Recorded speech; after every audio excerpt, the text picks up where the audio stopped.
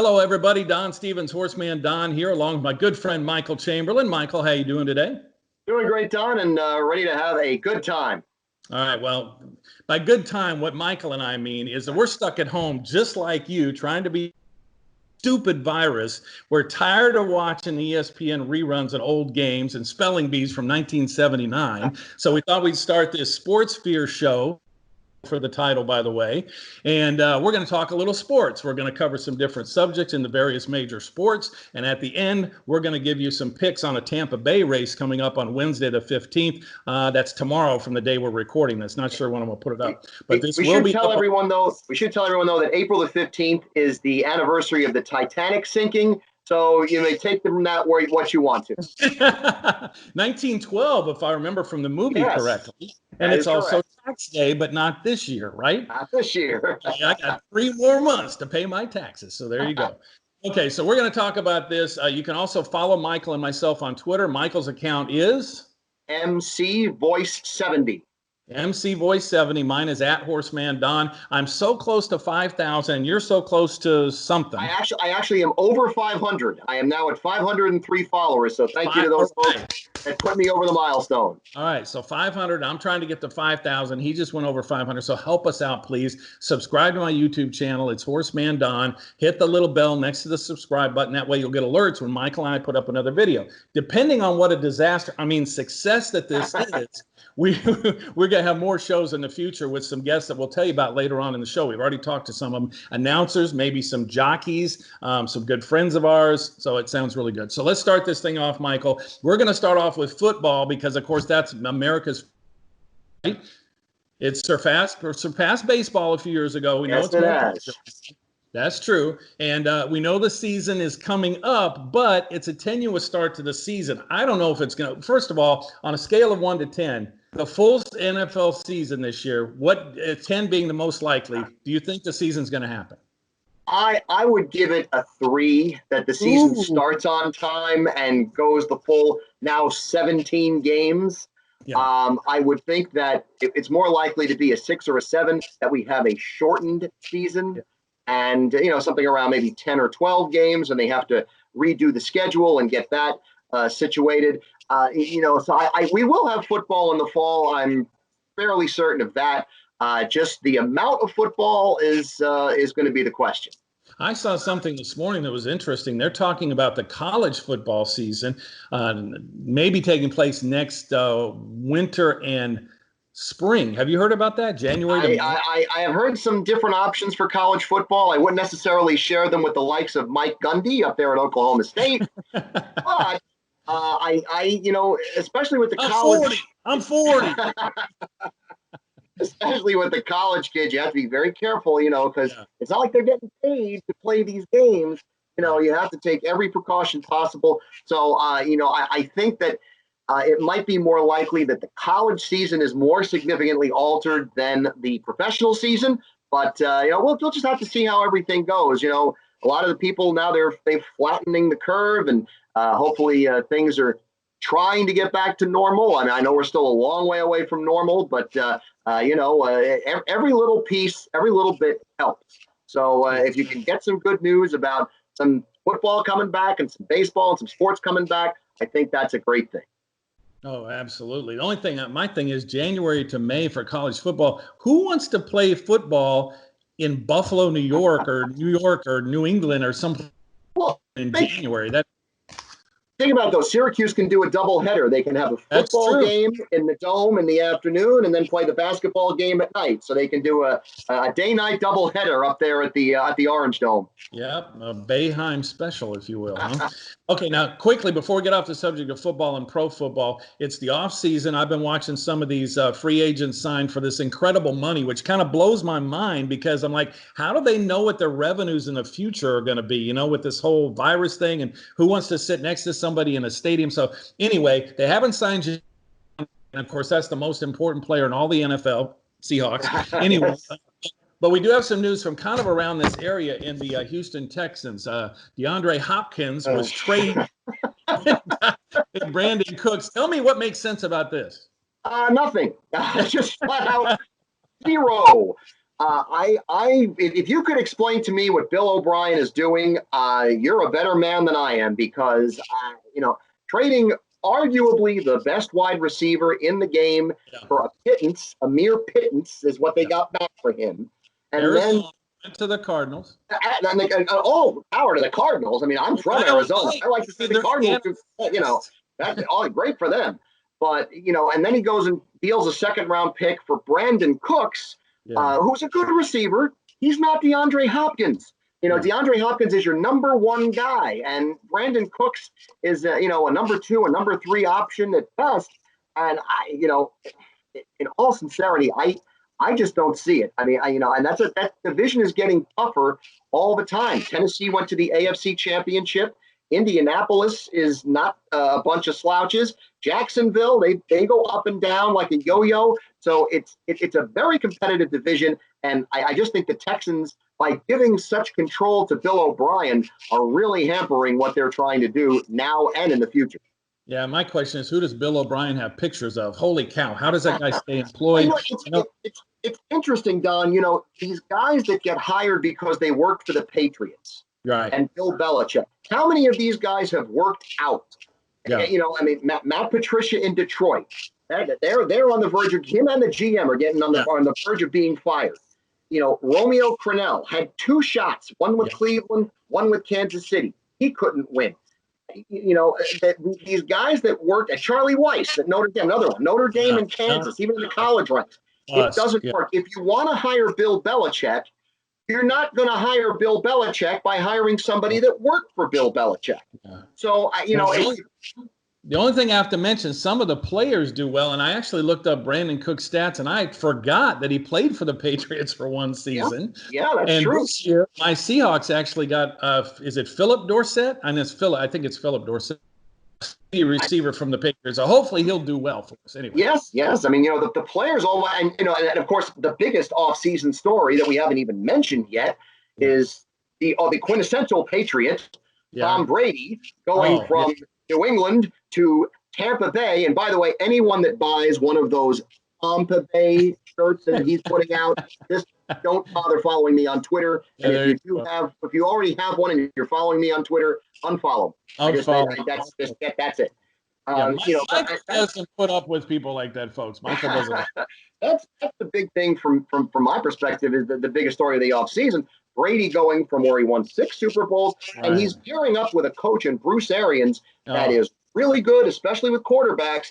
I think Tampa Bay is going to be very difficult to knock out this season. I mean, obviously, they've still got a lot of holes in that team. Hopefully they can address some of them in the draft coming up here in a couple of weeks. That move of Brady to Tampa Bay, that's an earth-shaking move in the NFL. Bruce Arians, I'm not a big fan of his, because when he was in Arizona, he beat us almost every year in Seattle.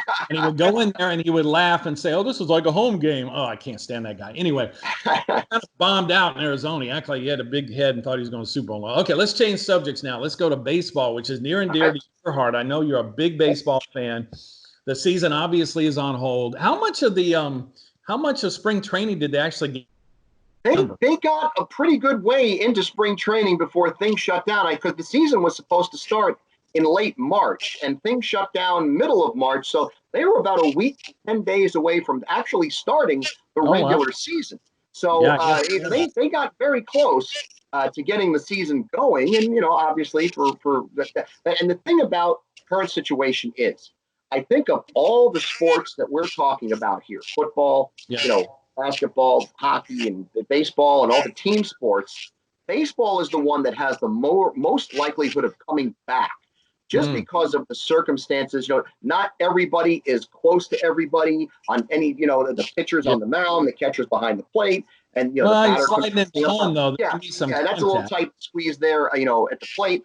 But the 3 outfielders are out. The infielders have their own positions. What about the dugout? How do you sit 6 feet away from somebody in the dugout?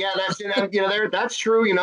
Trying to do that social distancing is tough. I mean, maybe you just put the pitchers in the bullpen and leave them out there, and then you have the 15 position players or 14 position players or whatever in the dugout, and just try to spread out as much as you can. Now, I know that the MLB is discussing some radical plans to get the season going, including breaking the 2 leagues up into not American and National Leagues, but the Grapefruit and the Cactus League. Wow. So those teams that were in Florida would be in Florida to start the season, and the teams that were in Arizona would be in Arizona to start the season. So, the question with that, though, is a very basic one as far as I'm concerned. If you're going to be playing baseball in Arizona and Florida in some of these spring training stadiums, now May and then June, and if you're continuing to go on into the summer, what is the one thing that those two places have in common? Arizona and Florida. In the summer. It's little hot. toasty. Yeah, it's very so hot. I used to live in Arizona. It's hot in the summer. Why don't they just make a league where they play all the indoor stadiums that have roofs? Well, at least in Arizona, you do have Chase Field. In Florida, the Tampa Bay Stadium, the Trop is indoors. The Miami Marlins Stadium does have a retractable roof and it can close. So if you're going to try to play games in those stadiums, okay. But if you're going to try to use some of the spring training sites, are you going to start these games at 9 in the morning, 8 in the morning, or 9 quadruple headers? Yes, that's a very practical issue that they're going to have to deal with, because you can't have these guys getting heat stroke when it's 125 degrees and they're standing out there in the sun in center field. And they've got to have people there, field attendance and things, and how they're going to be there 12 or 14 hours, and all that kind of stuff. So there's a lot that they have to overcome to get back to even getting the season started. I applaud them for trying to at least start the conversation, but there are a lot of hurdles that they're going to have to jump over in order to get the baseball season fired up here. Well, what about a gambling standpoint? We didn't talk about this with football, baseball, all these sports. How does this mix up how you handicap what's left of a season, either football, baseball, basketball, or whatever? When everybody's been off, they've been sitting around. You don't know who's been working out, who's been practicing together. You can't practice together because you can't get within 6 feet of each other. How is Vegas going to set lines for these games? I think that, honestly, I'm going to go ahead and say that they'll figure out a way. Yeah, we always sit there and talk about how, man, they had the total points in that game was 47 and they scored 47. How do they know? How do they do these that? Guys, this is what they do. They know. Yeah. So I have to believe that, even though all the casinos are currently closed in Vegas, there's still online wagering, with especially with horse racing as we're and they're even playing some AI sports. I was going to talk to you about that. People are on fake virtual reality games.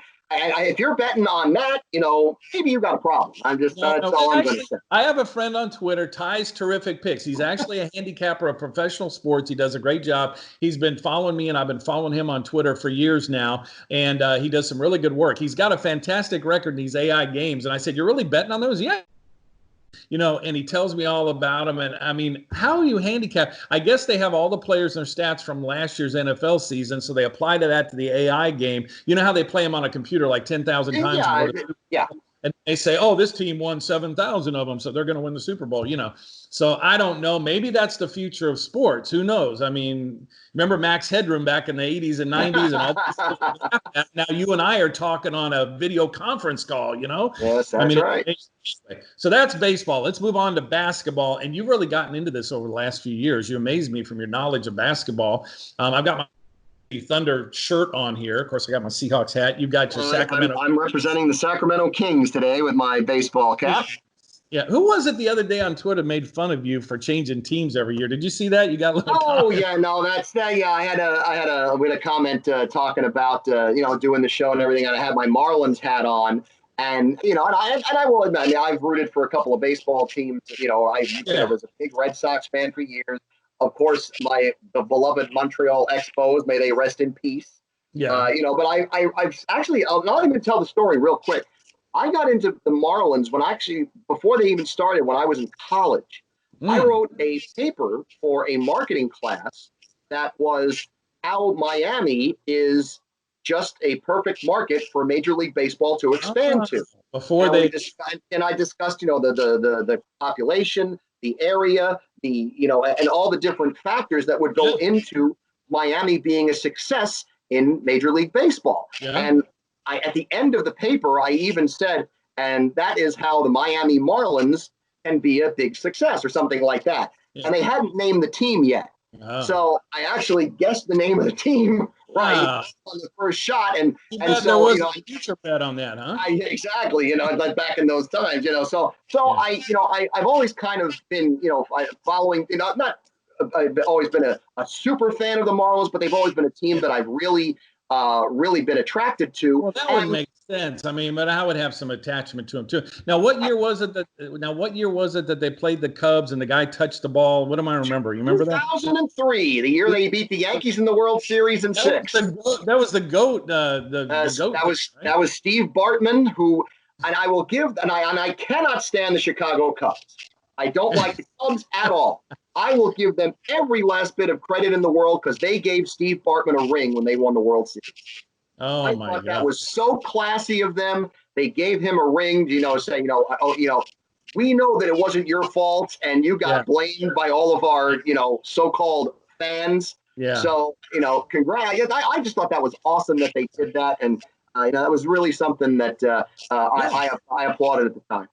That's cool. Now, we got off the subject of basketball a little bit, but before we get done with basketball, the season was rolling along. The Lakers and LeBron were killing everybody and all that kind of stuff. My Thunder was actually playing much better than I thought they would this year. Yes, they were one of the surprises of the season. They were going to make the playoffs, it looked like, right? So in Michael Chamberlain's perfect world of a finished NBA season, who would have won it? Well, I think it would have been very tough to beat in the Eastern Conference, Milwaukee. Giannis Antetokounmpo he's going to win another MVP if they do give out the awards for if they don't start the season again. I think he probably wins in the East with Milwaukee. In the West, I think it's a little different story. Yes, the Lakers ended up, getting to the top of the ladder on the standings and everything, but when the season got cut short, but the Clippers were still tough. Your Oklahoma City Thunder were still tough. The Utah Jazz were playing good basketball at that point. They were the first ones with the virus, weren't they?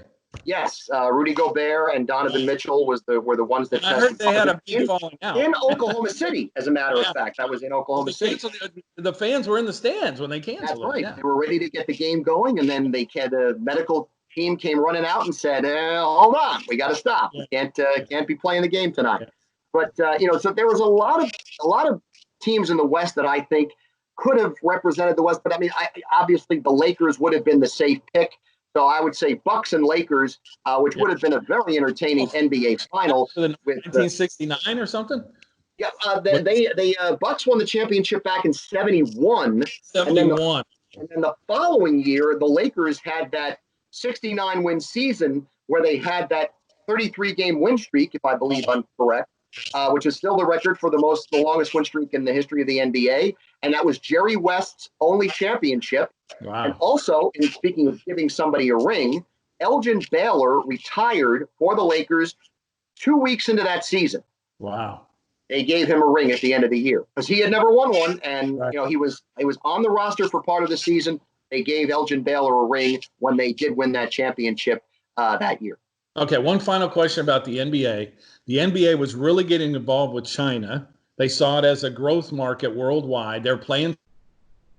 Now this happens, which kind of puts a little damper on China with the virus starting there and some bad blood. Who knows? I'm not going to get into all that. But do you think this affects the NBA's future as far as business and growth? It's tough to say. I think the NBA is getting to that level of the NFL where they're almost Teflon and there's really not much they can do wrong. And their fans will not abandon them.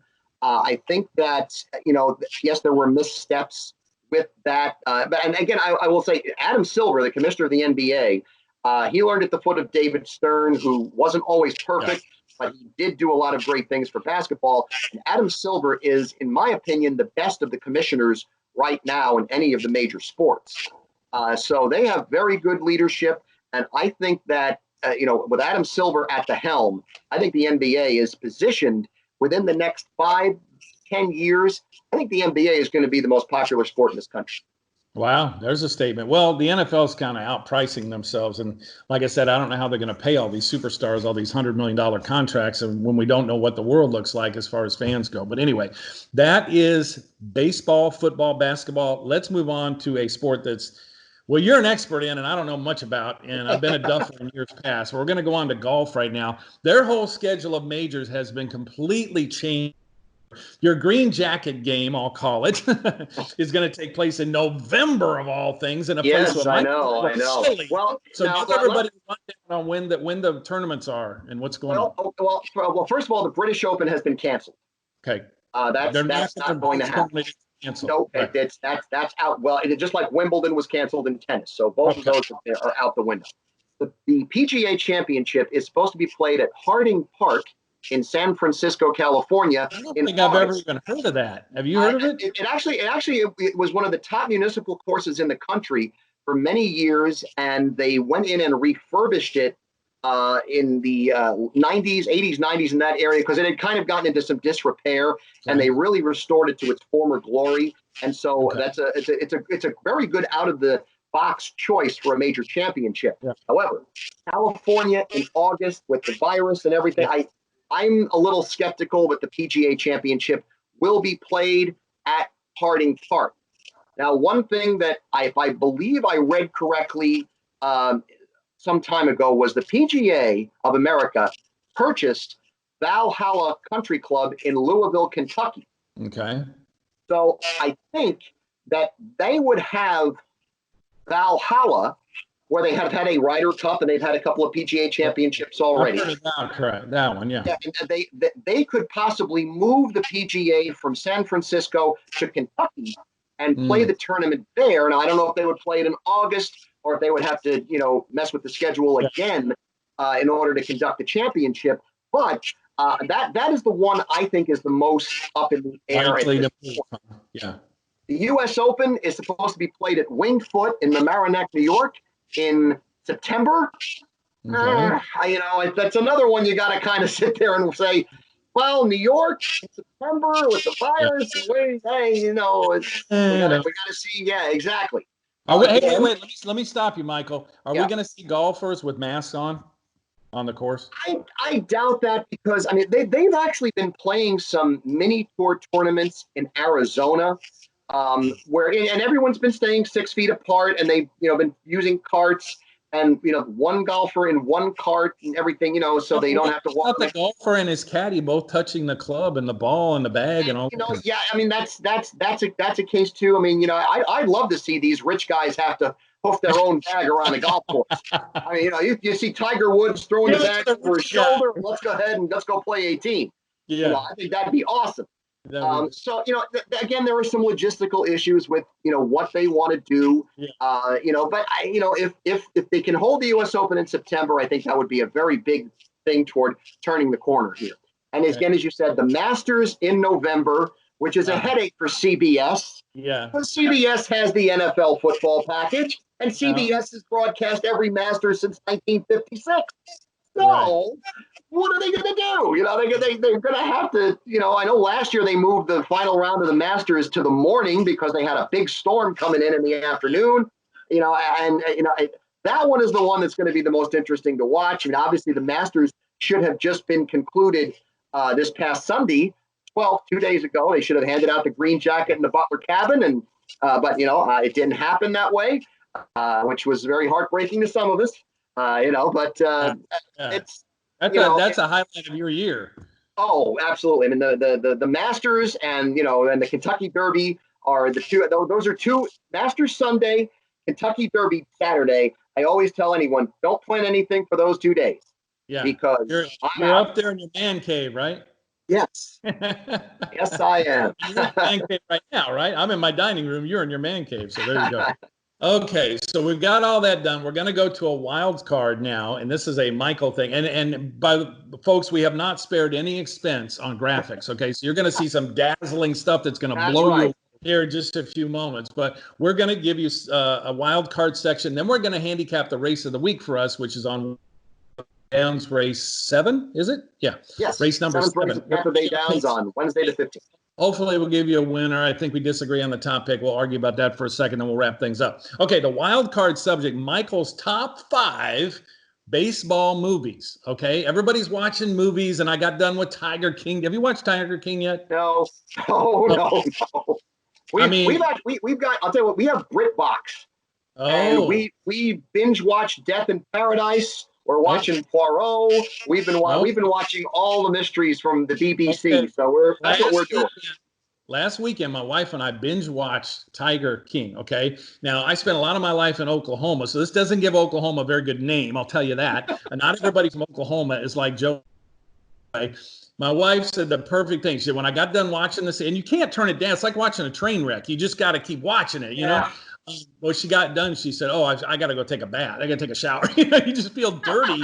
And the people are all so scummy and weird and twisted, and it's amazing. It's a crazy. You got to watch it. Just watch. It's a phenomenon right now. And I understand it's becoming the most watched documentary, I guess, of all time, really quick.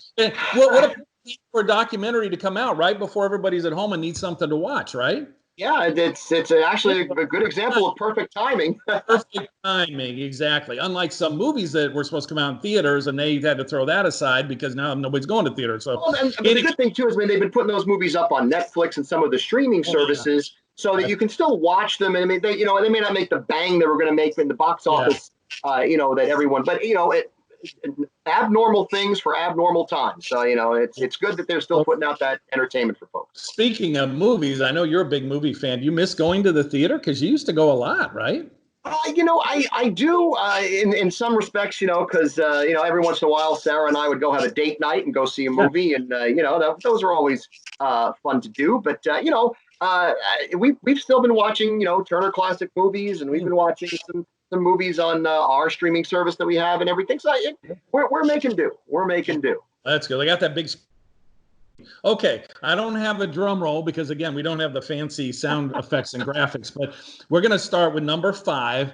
Lay it on us. Top 5 baseball movies. Here's number 5. All right, number 5, all-time baseball movie, Field of Dreams. Field of Dreams. This is Iowa, right? Yeah. Yes, in Iowa. This is one of 2 Kevin Costner baseball movies that everybody loves. This one is the one I elected to put on the list, Field of Dreams, because I think Bull Durham loses some things just when you watch Tim Robbins throw a baseball. I'm not convinced as him as a pitcher, and I think that takes away from that. Now, Field of Dreams has a really, obviously, a nice supernatural story that turns into a very touching story about a son and his dad and how they lost connection and how they kind of get that back through the Field of Dreams. And Joe Jackson is a conduit to it, although it just bothers the heck out of me that they have him batting right-handed in the movie when Joe Jackson was hitting left-handed throughout his checkered career. That didn't end up in the Hall of Fame. Baseball nerd. The World Series. But that's okay. That's number 5. That's number 5. Come on, Michael. It was a Hollywood production, okay? And that, if I'm not mistaken, that had James Earl Jones in it, right? James Earl Jones did play Terrence Mann in that movie, he had some very memorable lines in that movie, and his speech.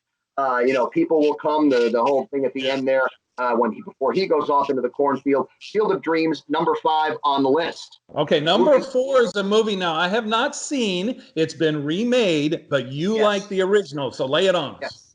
Number 4 is Angels in the Outfield from 1951. Yeah, gotta be the old one. Paul Douglas and Janet Leigh. I believe it was Janet Leigh's first major Hollywood film, or one of her first major Hollywood film.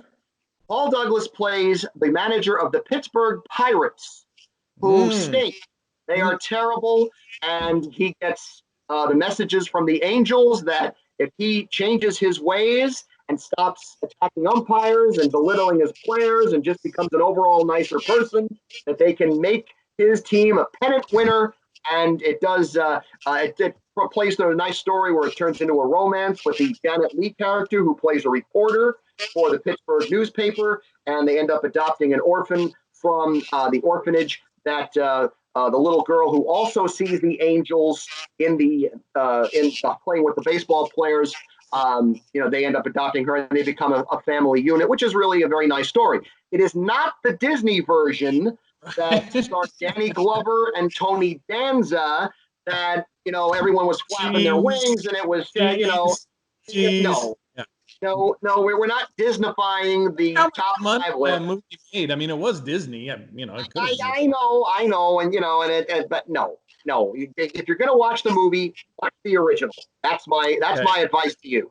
Okay, we made it up to number 3. And in number 3, now I got to say the line, there's no crying in baseball, right? Yes, that's correct. A League of Their Own, number 3.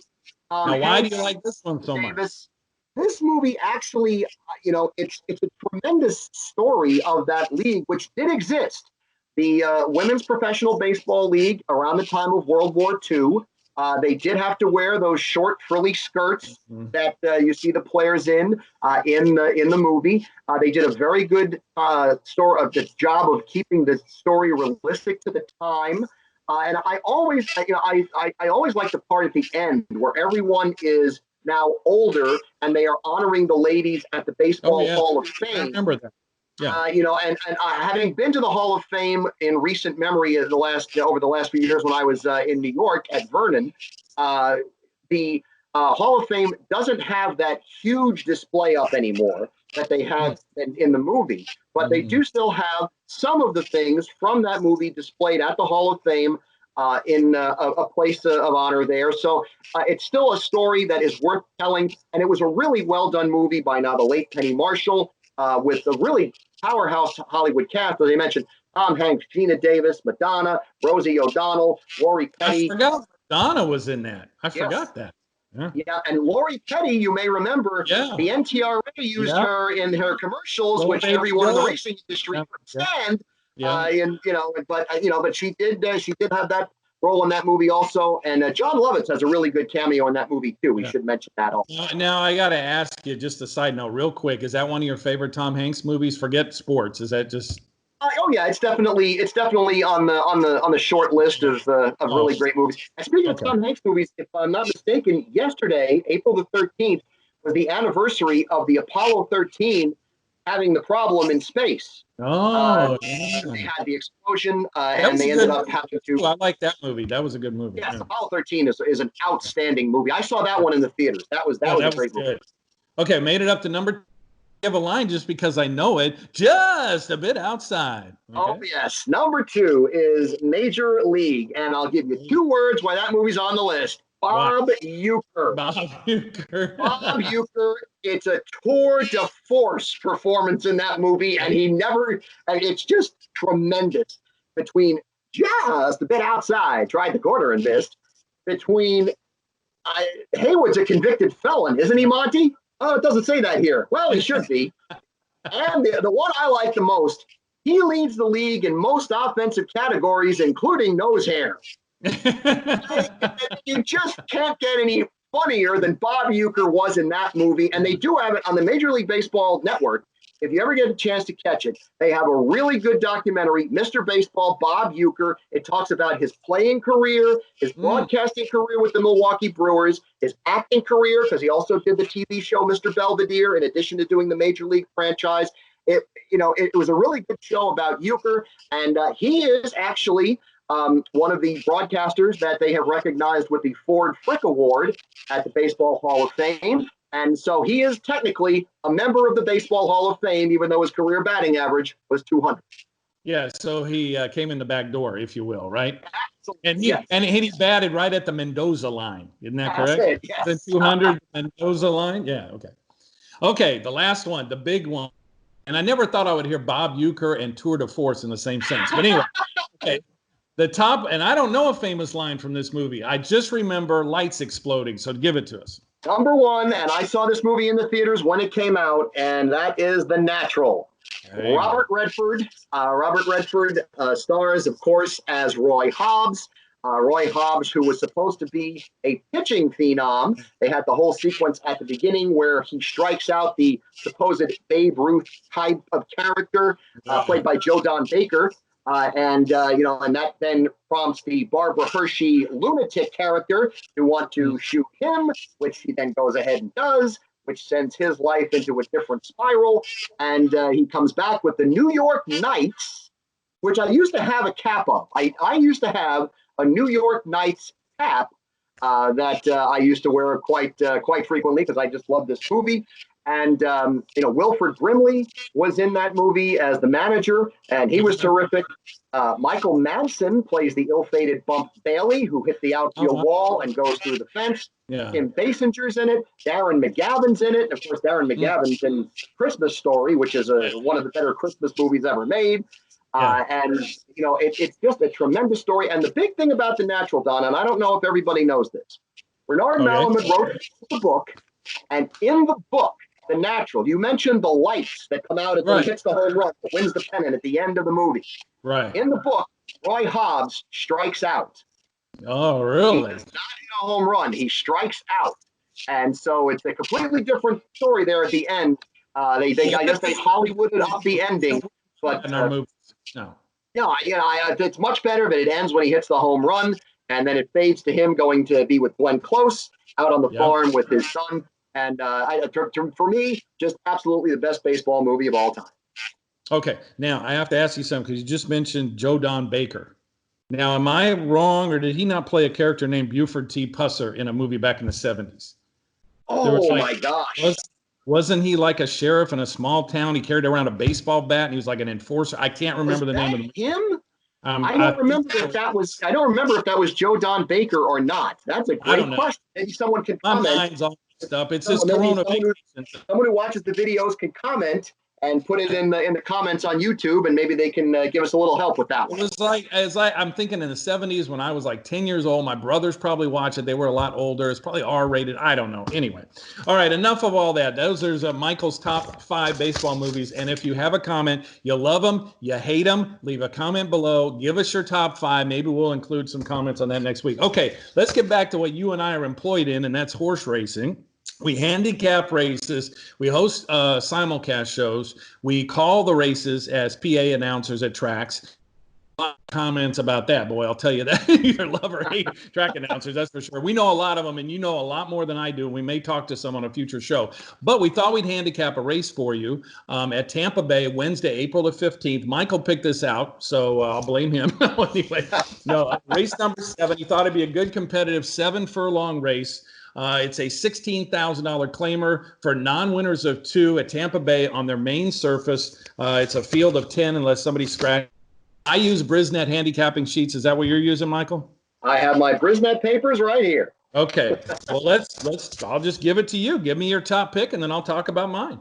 My top pick is 9-2 on the morning line. That's number 9, Jack B. Winkle. And we were discussing earlier, we don't think we're going to get that 9-2. Oh, we're not. May not get that number, but this horse is by Fort Larned, is the sire or the father of this horse. Fort Larned, a Breeders' Cup Classic winner. With the Louisiana jockey. Yes, Ryan Hernandez Jr., yeah. That's right. And this one will have Adamar Santos aboard. Santos was aboard for the win that came in February of 2019 that broke the maiden for this gelding, which would be his first ever career victory. Has not matched that victory since, which is obviously why he's eligible for non-winners of 2, but ran in an optional claimer, an allowance race last time out.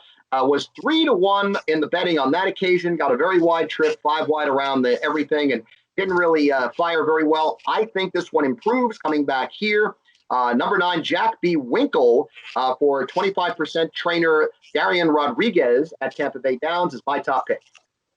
Okay, and so you got the 9 on top. I've got the 8 on top here, Michael, and I don't disagree with anything you said about Jack B. Winkle. In fact, he hasn't won since that year ago. I don't like horses that haven't won in the last year, but he hasn't started a lot of times, and he won by 13 lengths. And his recent races have really been against, I think, tougher. So I think you're right on that. And he's had 1 start at Tampa, 2nd start. I think he'll improve. His speed figures definitely fit. His trainer's a 30% winner in 2019-20, so he's got an excellent trainer. That I could make a case for that, but that's the chalk. So I thought I would go to something else. I went with the 8. I'm just trying to find some value. I did pick that horse second. I have your horse second. I like your horse second. We just flip-flopped them then. Okay. Here's what I like about the 8. Absalom. Is that I would say Yes, Absalom. I believe that's correct. He won at first assing on a synthetic surface at Presque Isle Downs last June, so it's been a while for him as well. But he's only had 4 starts since, 3/4 and a 5th. The last 2 have been on the turf. Now he's shortening up today. He's dropping to the lowest level he's ever seen, 16,000 non-2. He's coming from 25,000 twice, an allowance before that. His trainer is 30%. And look at this, 2 starts back. This horse was claimed from a 2% trainer. I always look at that. Goes to a 30%. That's like night and day. 30. I don't know the trainers down there in Tampa very well, but goes to a 30% trainer. He performed evenly, I would say, last time out. He was second, ended up 4th, didn't lose much ground in the stretch. Again, it was on the turf and it was against tougher and it was farther. Now he cuts back. And 3rd off a layoff horses for this trainer. Look at that, 41% wins. And I think second time starting for the barn, he's going to improve. And Willie Martinez, a veteran rider that you know as well as I, is in the saddle, so I trust him. And if you look down, and I don't know if you use it, and I've showed you this when you come to Delta, the Brisnet summary sheet, the last sheet on the Brisnet past performances, look at his early pace last race. I know it was on a different surface. I understand that. But he had by far the top number of 97, which tells me for the new trainer, he may have sent this horse out to go out, get a nice, good, long workout. Finish 4th. Okay, next time, now it's time to fire. I think this horse is going to be up close and have an excellent chance. And I've got the 9 second. I've got the 7 third Devil's Rule. Now he's coming off a little bit of a break. And then I have the 4 in there for 3rd. And that is Fog Warning. We know a lot about fog here in Louisiana. Yes. 8, 9, 7, and 4 is how I have it. What's your 4? I have it 9, 8, flipping those top 2. I like the 5 Relishment in the 3rd spot. Okay. This one has been 4th in the last 2 efforts at Tampa, 1 in February, 1 in March. Was going out for trainer Gerald Bennett, who's sitting at 23%. By Awesome Again, another Breeders' Cup Classic winner out of a Smoke Blacken mare. Smoke Blacken, of course, was a tremendous sprinter, and a lot of his horses that have that horse in the lineage listings do show some speed. So I'm going to go with the 5 Relishment in the 3rd spot, and I agree with you on the 7 Devil's Rule in the 4th spot. I have it 9, 8, 5, 7 in the 7th race at Tampa on Wednesday, April 15th. And one thing about Relishment I didn't notice, he had a good workout just 5 days ago, April the 10th, half mile and 49 flat. That's a decent workout for me, and that was just 5 days ago. Anytime I see a 4 or 5 furlong workout within the last week, I always make note. But this time, I overlooked it just a bit. Well, Michael, that's the first Sports Sphere show. What do you think? I think we did okay. I think hopefully the fans will agree with that and give us some good comments down there in the YouTube commentary. And we do want to say thank you to everyone that did take the time to watch us today. Absolutely. And next time I promise to wear a different hat, a different shirt. We'll put a different hat on. We know you have a million hats. I have a closet of hats. I got all kinds of hats, and don't worry. We'll have a different look every show, folks. Yeah. Now, one thing I'm doing, as you can see, growing a little facial hair here, I'm kind of protesting the whole virus thing by saying the last day I worked was the last day I shaved. That was March the 20th when I went to the office. And that's all you got? Yeah. Well, what do you mean? It's getting nice and thick. It's very gray, but it's getting, see, you can't, no, it's the Skype. You just can't see it. Anyway, you need to grow, I'll grow mine on my face. You try to grow some on your head, okay? Oh, no, hey, no, that's off limits. So this is a trademark right here. So we're going to let that go. Now blinded me with that reflection. Anyway, okay, so that wraps up the first show. I want to tell everybody, make sure and subscribe to the HorseManDon YouTube channel. I'm so close. I had 1,932 subscribers. So I need to get to 2,000. I want to get to 5,000 on Twitter. I'm at HorseManDon. Michael is? MC Voice 70, and that's on Twitter. And please follow me on that as well. I'm over 500. Yeah. I'm a little bit behind Don with the followers, but we're okay. What's that famous horse closer's name? Silky Sullivan? You're Silky Sullivan. That's it. Silky Sullivan, 58 Derby. Didn't run a step. There you go. So leave a comment below here on the YouTube channel. Leave a question. Maybe we'll use it next week. And on the next episode or the next few, we hope to have some guests. I'm talking about Jim Byers, my mentor, who's called baseball, hockey, basketball. He's been at Hollywood Park as an announcer. He's now at Lone Star. Taught me everything I know. Super nice guy, the most prepared announcer I've ever met. I'm also talking about maybe Mike Barker, the Chalkbuster. And who do you have in mind that we're going to ask up? Well, I want to ask a couple of our fellow announcers maybe that I can get a hold of. I'm shooting for Pete Aiello down there at Gulfstream Park. Announcer Pete, he knows we're on the lookout for him. And he's a character too. So he's in the Fantasy Football League, and he loves Cam Newton. So we're gonna have to bash him because he's not on the Panthers anymore. So we're gonna have to see if he's looking for a new team. Yeah, he might be Russell. You never know. Anyway, Peter would be a great guest. So those are and if you have an idea of who we might get on the show that Mike like to Skype with us, leave that down below as well. Absolutely. So we want to thank everybody for joining us today. Thank you, Michael, for going into your man cave and giving us your advice, your top 5 movies. I had a blast. I had fun. I hope you did too. And we hope to see you back on the next edition of the show. Right, Mike? Absolutely. We'll see you again next time. All right. See you, everybody. Bye-bye.